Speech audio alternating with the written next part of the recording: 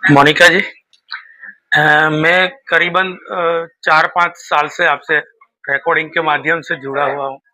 सबसे पहला एक रूबरू प्रोग्राम किया था। आज यहाँ ब्लड डोनेट का प्रोग्राम है, वर्क है। आपका ये स्माइल का स्लोगन है, ना कोई तन से अपंग रहे, ना कोई मन से अपंग रहे। तो उस माध्यम से आप क्या मैसेज और क्या वर्क करना चाहोगे? हम ये मैसेज देना चाहते हैं सोसाइटी को। परमात्मा ने हम सबको भेजा इस दुनिया में और उसने इतना सुंदर ये शरीर दिया है। The most intelligent and the most intricate, सबसे ज्यादा सक्षम है ये शरीर सब कुछ बनाने के लिए, पर हम इसको यूज नहीं कर रहे। और परमात्मा का सृष्टि का एक नियम है, जिस चीज को भी आपने लेस यूज किया ना, वो यूजलेस हो जाती है। जैसे हमारी बुद्धि पहले इतने सारे फोन नंबर याद रखती थी, हमने फोन में स्टोर करने शुरू किए, इसकी मेमोरी वीक हो गई। हमने चौकड़ी मारकर नीचे बैठना कम किया तो हमारे घुटनों ने जवाब दे दिया। तो इस प्रकार से हम सबको संदेश देना चाहते हैं, अपने जीवन को थोड़ा यूजफुल बनाएं, रक्तदान करें। और रक्तदान करने का सिर्फ नीडल लगाकर नहीं हम सिखाते, हम तो बिना नीडल के भी सिखा देते हैं रक्तदान करना। किसी का खून मत पीजिए, किसी से बहस मत करिए, दूसरों में गलती ना निकालिए, और अपने जीवन में जो हो रहा है उसको एक्सेप्ट करिए। 3 एज हम सबके जीवन में जोड़ते हैं, ए से एक्सेप्टेंस, ए से अप्रूवल और ए से अप्रिसिएशन। आप बहुत सारी जगह से घूमे हो, मतलब ये जो सोसाइटी स्माइल जो आपका स्लोगन है, हर जगह जाते हो और इतने दूर हरियाणा से आते हो आप, इतनी दूर ट्रैवलिंग, इतना सेवा का जज्बा, बहुत जगह आप गए हो, दुबई, हॉलैंड, गुजरात में कुछ नयापन दिखा आपको? हाँ, गुजरात की भूमि को मैं प्रणाम करती हूँ, क्योंकि गुजरात ने अपनी परंपराओं को, अपने संस्कारों को, अपने रीति रिवाजों को अभी भी संभाल के रखा हुआ है। मतलब जड़ों से अभी भी जुड़े हुए। देखिए, पेड़ कितना भी बड़ा हो जाए, अगर जड़ों से दूर हो जाए ना, तो फल नहीं दे सकता।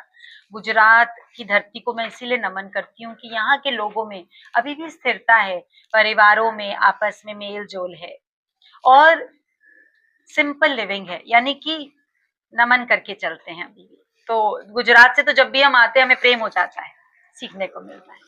इस पिछली बार हमने वाईएमसीए में आपका एक प्रोग्राम किया था, करीबन 500 हवन कुंड आपने लोगों को दिए थे, प्रकृति के छोटे छोटे।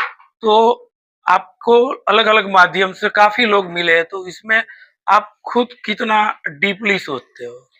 देखिए, ये जो हवन है ना, ये हमारे ऋषि मुनियों की प्राचीन काल की बहुत बड़ी खोज थी, जब ब्रेन की सर्जरीज नहीं पॉसिबल थी। क्योंकि जब हम हवन कुंड में अग्नि जलाते हैं, सबसे पहले सूरज देवता सबसे प्रथम भगवान है। अग्नि, अग्नि से, धरती में से सारा अनाज उत्पन्न होता है। तो जब हम हवन कुंड में अग्नि जलाते हैं तो हमारे जो ब्रेन वेव्स हैं वो सीधा अल्फा मोड पे चले जाते हैं। आज के दिन लोगों को बीमारी इसलिए है क्योंकि हर वक्त ब्रेन बीटा मोड पे रहता है, यानी कि विचार, एक इंसान एक दिन में 80,000 से 1 लाख विचार लाता है। हवन कुंड में अग्नि जलाते ही उसका ब्रेन रिलैक्सेशन मोड में आ जाता है, और वो जब वो मंत्र उच्चारण करता है तो उसके ब्रेन में जो लिम्पिक पार्ट है ब्रेन का, जो ओवर इमोशनल हो जाता है, जिससे वो डर, और आपने बोला ना आपके बेटे के जीवन में डर और चिंता कम हो गई, क्योंकि वो हवन के मंत्रा उसके ब्रेन वेव्स को सेट कर देते हैं। तो ये एक साइंस है, जिसको सबने सोचा ये तो पंडितों का काम है, ये तो ऋषियों का काम है। नहीं भाई, ये डेली का काम है। हर जने को अगर से स्ट्रेस एंजाइटी दूर करनी है, वो 8 मंत्र बोले, गायत्री के, जो भी उसका मंत्र का मन है, और वो देखेगा कि उसके अंदर आराम आ जाएगा। आपका मैंने वो एक स्नान वाला प्रयोग देखा था वाईएमसीए में, मैं थोड़ा हैरत में भी हो गया था। जो चक्रास आपकी बॉडी में काम करते हैं, हमको इतना नॉलेज नहीं है, शायद हम कुछ पूछना नाइस चाहते हैं, यानी हम पूछ नहीं पाते कि हमको क्या पूछना है, और आपको लोगों को बताना है, तो ये क्या मैसेज होना चाहिए? कभी कभी क्या होता है कि हम नहीं पूछ पाते क्योंकि हमारे पास इतना नॉलेज नहीं है, तो आप बता भी नहीं पाते हो। तो ऐसा कोई मैसेज है जो हमने भले नहीं पूछा, लेकिन आप ये चैनल के माध्यम से समाज में देना चाहिए? हाँ जी, इस चैनल के माध्यम से मैं समाज को यही बोलना चाहूंगी, हजारों लाखों साल से जितने भी मनुष्य आए हैं सिर्फ एक ही चीज पे काम कर रहे हैं कि जीवन में आराम आए, सुख सुविधा आए, सब लोग खुश रहें। लेकिन जितनी सहूलियतें बढ़ती जा रही हैं, जितनी विद्या बढ़ती जा रही है, जितनी डिग्रीज बढ़ती जा रही हैं, एक ही चीज है जिसकी सबसे ज्यादा कमी होती जा रही है। पैसा भी बढ़ गया, बंगला भी बढ़ गया, घूमना फिरना भी बढ़ गया, लेकिन क्योंकि विज्ञान और विज्ञान का मिलन नहीं हो रहा, इसलिए टेंशन। सबसे कीमती चीज आपको पता है, सब लोग कहते हैं सोने का रेट बढ़ रहा है, सोने का रेट बढ़ रहा है, सोना बड़ा कीमती है। हम पूछते हैं चैन से सोना ज्यादा महंगा है या सोने की चेन ज्यादा महंगी है? हमें तो पता लगा कि चैन से सोना ज्यादा महंगा है, वो कोई खरीद नहीं सकता।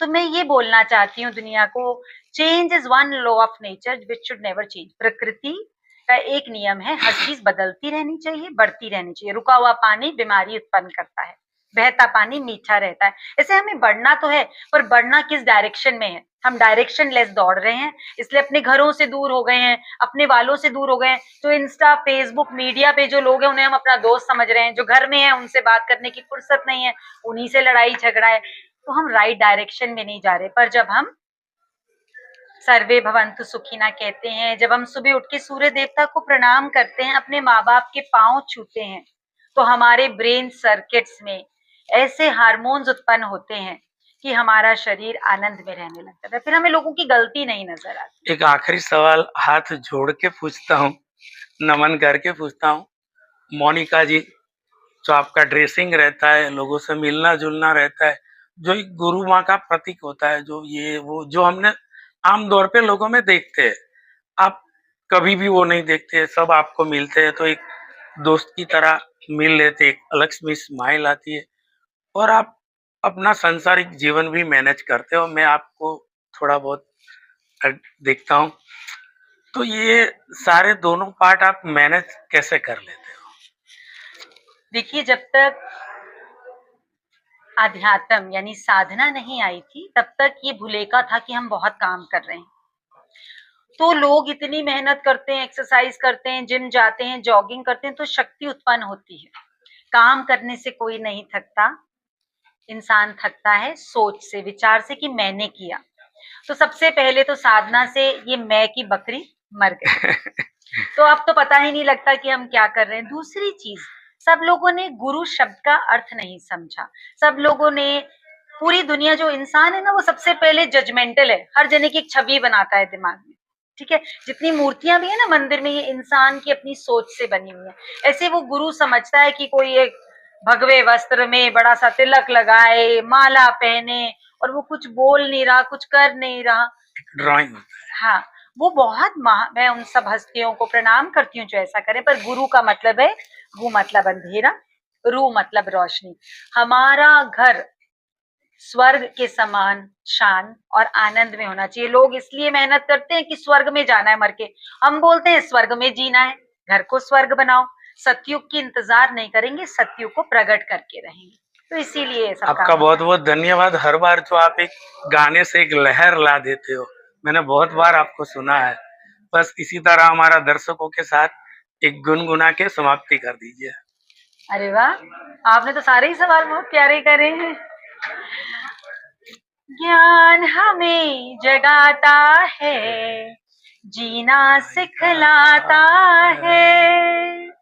सी magic in life every second हमें सिखाता है। सब लोगों को ये सबसे जरूरी मैसेज ये है, आज के दिन बच्चे से लेकर बूढ़ा तक हर जना बिजी है।